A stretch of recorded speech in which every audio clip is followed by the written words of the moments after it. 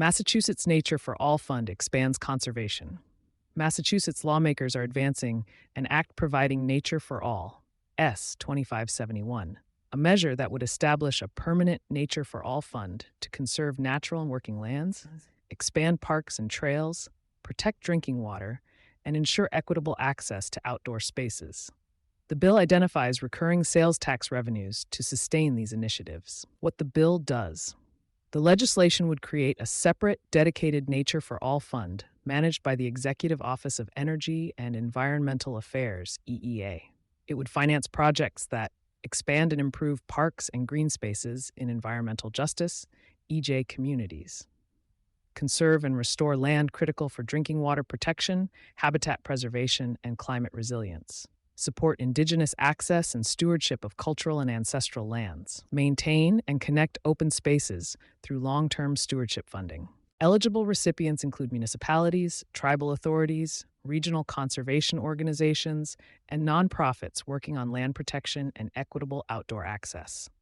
How it would be funded: revenue would come from a portion of Massachusetts' existing sales and use tax collected from three NAICS categories: 459110 sporting goods retailers, 44120 recreational vehicle dealers, 7139 Zen golf courses and country clubs.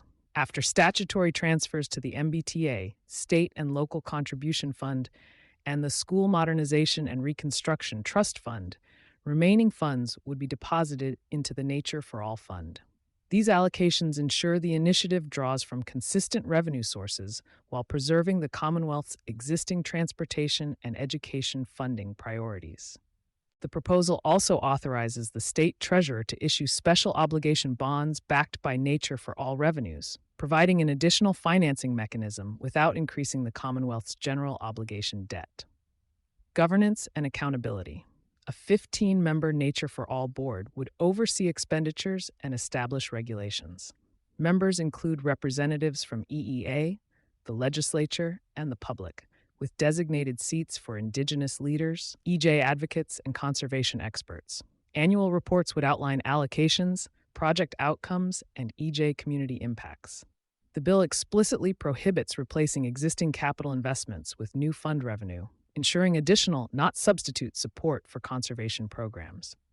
Protecting lands and water. Massachusetts has committed to protecting 30% of lands and waters by 2030 and 40% by 2050 under its statewide biodiversity strategy. Meeting those goals requires sustainable financing and attention to equity. According to the 2023 Massachusetts Climate Report Card, the state continues to lose forest cover and must accelerate conservation efforts to meet climate targets. The time for action is now.